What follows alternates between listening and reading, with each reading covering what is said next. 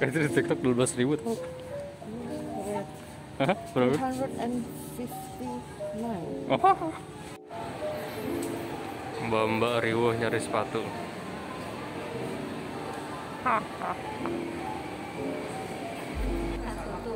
Boleh tolong difotoin, Pak. Nih yang ini.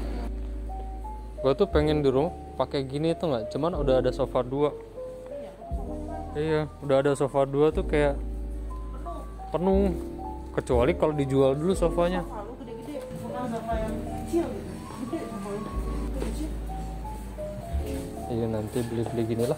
Asik kan dikasih makan. 149. Pakai itu dibanting gue rasanya. Ya iyalah, keramik. Dia gemes banget ya tiap makan gak sabar. Dijadiin topeng ntar mah deh. Mbak aja di dalam. Mas-masnya di depan. Bantal apa? Boleh. Enggak. Ini buat ini tau, buat kecap. Ini buat kecap. Buat sampo, buat kecap aja. Udah tahu masuk ayahnya apa? Udah tahu masuknya home deco ya. Cari cepet dapur. Mungkin ya tuh mau orang ngajak berantem, orang rasanya kayak diajak berantem tadi. Belum kasih makan sop. Sop apaan? Biasanya jam-jam 9-an makan. Sop kuah itu. Sop buah kan, sop pun jempol kan. Sop jagung.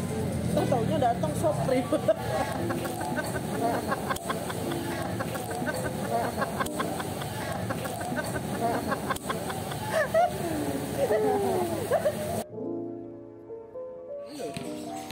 Yo, kolot terus ini anak kolot. gantian. Dadah dong. Lu mana? Dadah gitu. Yo, lu abis di ini, Gil. Abis di rambut lu warnain. Oh, gua kira biar kayak bule. Udah pudar. Nanti warna hijau kan ya? Hah? Hijau kan ya? Kan gue ikutin lagi. Oh ganti-ganti. Danu green dong jadi. Mentang-mentang bebas. Kirain cewek lu skandal ya? Skandal bisa wine di luar sama cewek. Gue mikir si bogel tempat lain. Lagian gitu ya? Iya. Warnanya pirang kan? Jauh nih. Kayak dicepolnya tuh. Si bogel ternyata. Si bogel. Ya si Bo. Gua kira perminyakan cuma modus kan. Iya, gua kira Sekal gitu. ada wanita nginep di rumah mungkin. Lu aja nggak tahu.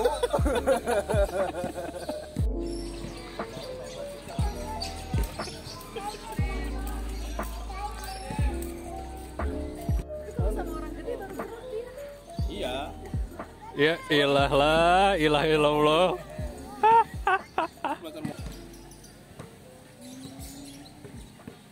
Sibuk bet, sibuk.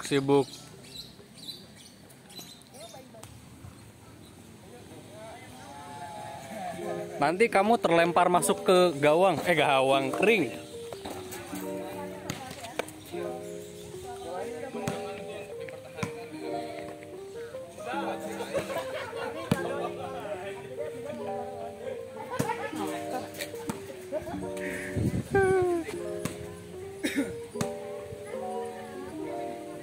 Iya.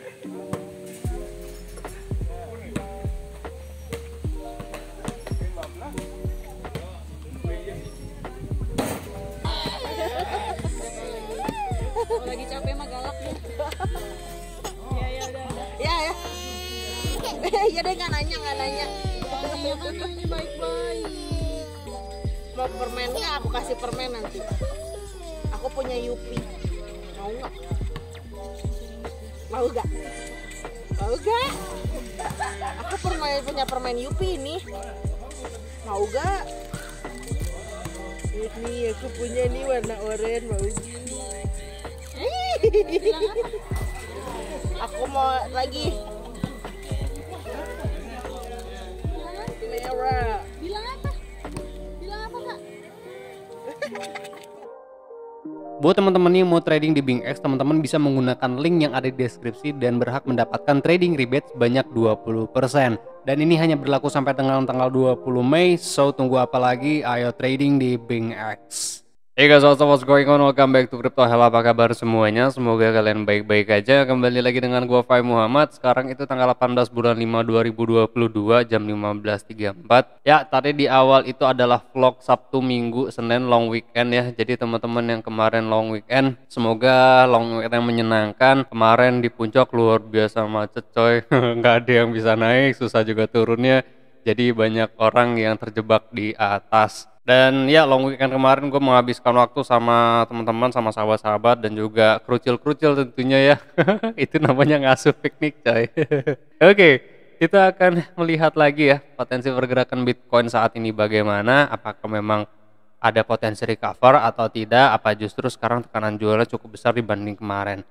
Tapi yang kita harus tahu ya, nggak bisa kita pungkiri juga kalau memang pasar kripto dan indeks pasar saham Amerika itu kan lagi nggak baik-baik aja gitu. Bahkan Bitcoin yang menjadi the central of economy-nya cryptocurrency pun ya saat ini memang tampak menakutkan ya untuk sebagian para investor, apalagi para weekend. Kalau gue sih ya sebenarnya nggak terlalu takut gitu ya, walaupun gue hold gue itu berarti dari angka 4.000 dolaran lah ya. Cuma tetap walaupun gue long term holder pasti akan ada kekhawatirannya. Cuma ya itu not a big deal buat gue karena gue fokus untuk long term Bitcoin. Kemungkinannya sampai halving depan nanti 2024. Pas lah ya, berarti kan 2019, 2020, 21, 22, 23, 24, 6 tahun lah gitu. Dan sekarang pun Fear and Greed Index masih ekstrim fear guys. Kemarin itu 8, sekarang 12 ya, wajar aja kalau memang dari sini masih banyak juga yang belum mengambil keputusan bulat lah ya untuk masuk dan bertaruh di pasar kripto dan juga indeks saham Amerika. Tapi kalau kita ngomongin Bitcoin sebagai nilai lindung di saat bear market ya memang sebenarnya doesn't make sense banget ya buat sebagian orang dan akan menimbulkan banyak banget kontroversi, dan ini juga akan diperdebatkan mungkin dari calon investor maupun newcomer yang udah terlanjur nyangkut misalkan. Tapi sebenarnya dari bear market seperti inilah ya kita perlu belajar lebih dalam lagi ya, apakah memang potensi Bitcoin atau secara general pasar kripto ini bisa recover dengan segera. Karena kan memang saat ini yang banyak dicari oleh para investor atau banyak dicari di luar sana itu adalah kapan recover, kapan potensi recover, terus kapan waktunya bull run, seperti itu kan. Dan mungkin teman-teman yang udah lama di Crypto Hell juga udah tahu ya, sebagai pengalaman gue cerita lagi, bahwa kan gue juga udah melewati 3 musim sih sebenarnya ya, 2013, 2015, 2018, 2019 penurunan crash, terus juga sama corona crash 2020 kan. Nah dulu pas awal 2014 pun ya gue sendiri sebenarnya menyimpulkan kalau Bitcoin ini adalah Ponzi, tapi ya karena memang rasa penasaran gue dan mau pelajari tentang Bitcoin ya maka gue pelan-pelan aja di tahun 2013, 2015 gue pelajarin dulu tanpa gue mengambil keputusan bulat gitu ya untuk berinvestasi, walaupun gue tahu pas 2015-2018 performa pasar kripto tuh lagi naik secara signifikan banget. Nah gue sendiri bulat untuk mulai investasi di pasar kripto atau Bitcoin itu 2019 karena ada salah satu media Amerika memang menayangkan judul yang sama seperti yang gue baca tahun 2013 tentang potensi Bitcoin bubble. Sebenarnya karena hal sepele itu aja sih, judul nyeleneh yang sebenarnya nyatanya sampai sekarang nggak kejadi-jadian gitu. Maka gue memutuskan untuk berinvestasi saat itu. Tapi selama masa pembelajaran gue itu ya memang gue merangkum beberapa pertanyaan penting sebelum gue berinvestasi, yang mungkin juga teman-teman bisa jadikan sebuah referensi. Seperti contohnya mungkin yang pertama, lu ngerti nggak barang yang mau lu beli itu apa? Lu tahu nggak gimana itu Bitcoin dan pasar kripto itu bekerja? Terus yang kedua mungkin ya lu yakin nggak sama level resikonya? Kita kan tahu ya bahwa pergerakan harga Bitcoin dan pasar kripto itu tampak terlalu volatil untuk saat ini. Dan alasannya apa yang menyebabkan volatilitas harga tersebut? Terus yang ketiga, gimana performa harganya dari waktu ke waktu, kapan aja performa harganya naik atau baik, atau kapan aja performa harganya buruk. Terus yang keempat, ada nggak ya referensi yang bisa dijadikan sebuah acuan atau pembuktian kalau performa harganya akan selalu kembali naik lagi kalau habis terpuruk atau crash, dan apa alasannya. Lalu yang kelima mungkin seperti materi penting apa sih yang harus lu pelajarin biar kita tahu kapan fase beli, kapan juga fase jual. Nah kalau lu udah yakin sumber dana yang akan lu pakai untuk berinvestasi itu dari mana, kan kayak gitu ya. Terus dari banyaknya pertanyaan-pertanyaan yang harus dijawab, maka ada beberapa pertimbangan yang memberanikan gue untuk long term investing di Bitcoin. Seperti salah satu contohnya, Bitcoin kalau kita kalkulasi berdasarkan return per satu dekade, itu kan berarti sekitar 10 tahun ya. 10 kali lebih baik dari Nasdaq yang cuma bisa kasih annualized return itu 20%. Sedangkan kan Bitcoin bisa memberikan kita 230%-an something. Terus yang kedua alasannya adalah karena supply Bitcoin yang juga terbatas cuma 21 juta, maka permintaan pasar tuh akan terus meningkat seraya semakin menipisnya pasokan barang. Nah, semakin meningkatnya minat pasar terhadap Bitcoin, maka akan mendongkrak harga Bitcoin juga pasar kripto. Lalu alasan yang ketiga itu performa Bitcoin dan juga teknologi blockchain ini kan nggak bisa disamain dengan teknologi software keuangan lainnya. Bitcoin dan blockchain ini kan udah beroperasi 24 jam 7 hari sejak 2009 kemarin tuh nggak pakai berhenti-berhenti. Nggak juga pakai ada isu konflik internal developer yang akan merubah keaslian fungsi software karena memang semuanya bekerja berdasarkan konsensus dari semua pengguna. Maka udah bisa disimpulkan kalau Bitcoin dan blockchain ini kan secure, transparan, dan juga netral kayak gitu kan. Lalu yang keempat, memang Bitcoin itu adalah inovasi yang berkembang bukan cuma untuk pribadi tapi juga untuk bisnis. Dan gua pribadi pun yakin ya dengan perkembangan zaman, Bitcoin pun berpotensi sekali digunakan sebagai payment network utama di dunia. Cuma memang saat ini kan teknologi blockchain belum mature karena memang penggunanya pun masih belum merata di dunia. Nah, efek adopsi yang merata inilah yang nantinya akan membantu volatilitas harga di pasar Bitcoin itu semakin menurun dan teknologi blockchain dipercaya akan masuk ke fase mature. Nah, terus halving ini bisa dijadikan barometer oleh para investor karena diperlukan untuk mengendalikan penawaran menurut ekonomi dasarnya cryptocurrency. Nah, kalau koin terdistribusi terlalu cepat, maka akan terjadi surplus peredaran koin yang menimbulkan jatuhnya harga koin atau nilai koin. Dan ini pun kan udah dijelaskan ya sama Satoshi kalau halving ini adalah salah satu jalan untuk mengatur ritme penawaran Bitcoin. Nah, untuk menentukan tingkat kecepatan penerbitan koin, maka Satoshi menggunakan skala logaritma. Oleh karena itu, para penambang perlu menerapkan sistem proof of work agar tiap transaksi blok baru yang penambang ciptakan itu tervalidasi. Nah, dengan teori tambang Bitcoin inilah Satoshi membuahkan hasil yang positif menaikkan performa harga Bitcoin selama masa halving kan. Maka awal tadi gue bilang halving bisa kita jadikan sebuah barometer karena setiap koin yang baru diterbitkan di saat halving akan mendongkrak permintaan pasar untuk membeli. Nah, di saat permintaan meningkat, maka penawaran pun ya berkurang. Dan di saat itulah akan terjadi deflasi dan harga Bitcoin pun naik tajam. Nah, mungkin teman-teman bisa deh mempelajari berdasarkan sejarah halving 2013, terus juga sejarah halving 2016 sama halving 2020. Terus jadikan bear market ini tuh sebagai acuan kalau ya wajar aja harga Bitcoin itu anjlok karena memang udah masuk ke fase distribusi pas halving. Tinggal pertanyaannya, apa teman-teman yakin kalau memang next halving berikutnya harga Bitcoin itu akan kembali lagi to the moon? Dan sekarang ya kita tinggal fokus aja kepada mencari bottomnya dan juga menilai aktivitas para whale saat ini itu bagaimana kan gitu, biar kita bisa mengambil keputusan apakah kita akan mulai akumulasi saat ini atau justru wait and see terlebih dahulu, melihat potensi harga itu sudah mulai stabil baru nanti kita entry. Gue pun saat ini memang belum mengambil keputusan pasti saat ini ya, karena gue masih menunggu harga itu di kisaran harga 29 sih 23.900 pada realized price dan juga support EMA 250 weekly time frame. Cuma ya kalau kita lihat dari sini per hari ini berarti inflow Bitcoin yang masuk ke dalam exchange itu jauh lebih besar daripada akumulasi atau yang keluar dari exchange. Kalau kemarin memang lebih besar outflow dibanding inflow, jadi saat ini tekanan jualnya pun jauh lebih besar dibandingkan buying pressure-nya. Melihat harga Bitcoin saat ini juga 29.700 atau 29.800 ya. Kemarin kan sempat achieve 30-an ribuan. Jadi ya wajar aja ada penurunan harga karena ada selling pressure. Tapi yang pasti adalah kita harus melihat exchange reserves itu harus declining atau kembali declining biar kita tahu bahwa memang tekanan jual saat ini atau transaksi transfer koin masuk ke dalam exchange keluar ke dalam exchange itu tidak jauh lebih besar dibanding sebelumnya.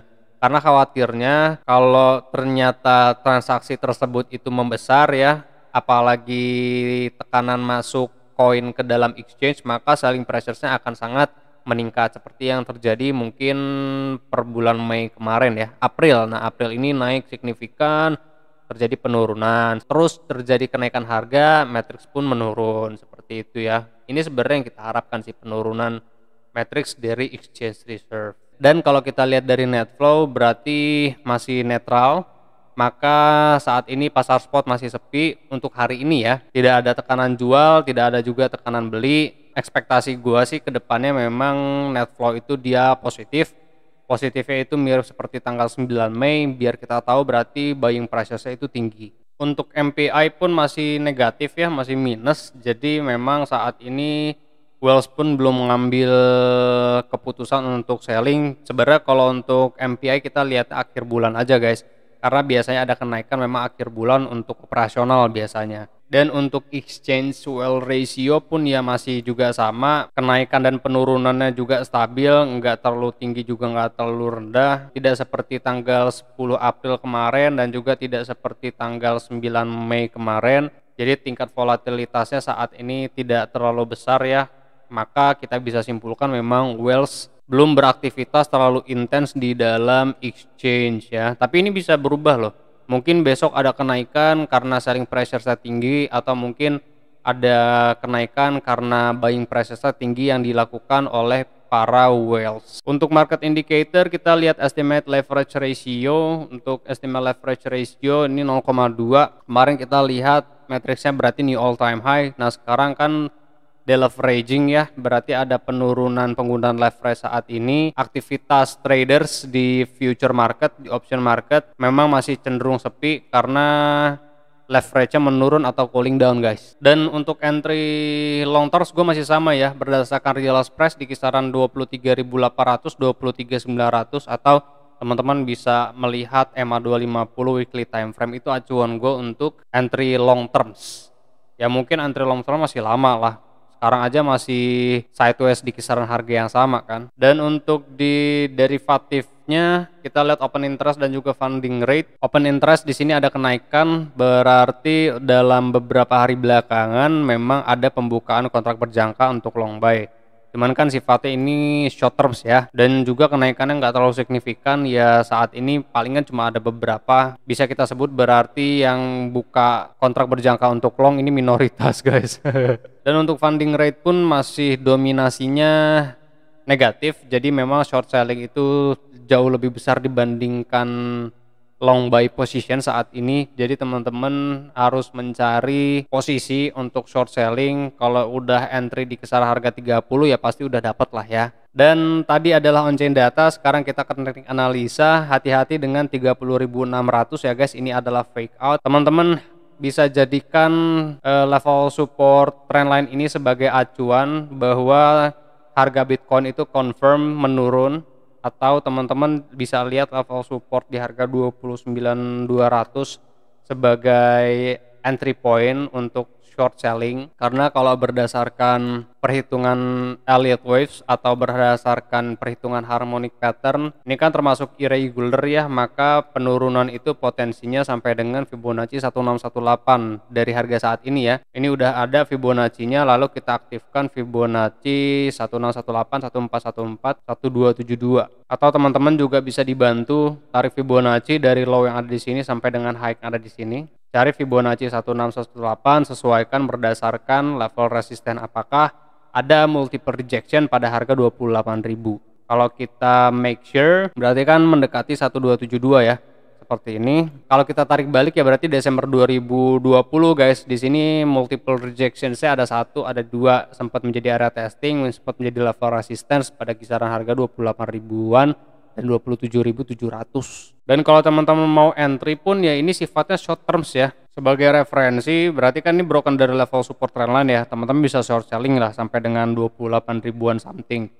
Lumayan lah ya, dapat berapa kisarannya ya, 5%-an lah. Tapi kalau kita hitung berdasarkan Elliott Wave atau harmonic pattern untuk long buy position di kisar harga 27-28, maka kenaikannya bisa sampai 29.000-an atau ke fase testing ya. Ini kan level resisten, tadinya level support kan. Jadi broken ke bawah, sini naik lagi sedikit, ada penolakan baru turun lagi. Jadi perlu diingat lagi, ini hanya untuk scalping aja. Kalau teman-teman mau long term ya berarti lihat EMA 250 atau realized price di harga 23.800, 23.900 karena gue juga entry akan di situ. Dan untuk S&P 500 seperti ekspektasi kita kemarin, Fibonacci 1414 3.900 menjadi level support dan gap pertama ini sudah tertutup. Maka tapi kenaikannya ini adalah A, B, dan C, jadi masih possible banget S&P 500 itu terkoreksi atau menurun.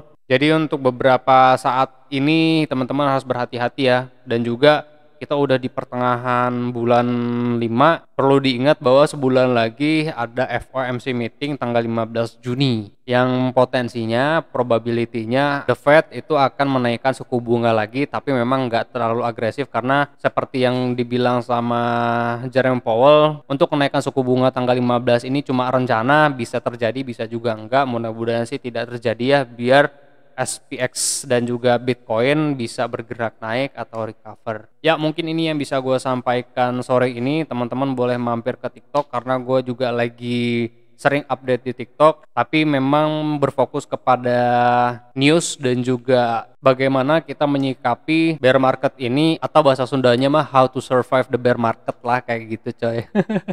Yang intinya banyak cerita lah di sana yang bisa teman-teman pelajarin. Ya, thank you very much for watching. Gue Fai Muhammad. Kalian jangan sakit-sakit, sehat terus karena sehat mahal. I'll see you guys on the next video. Peace out.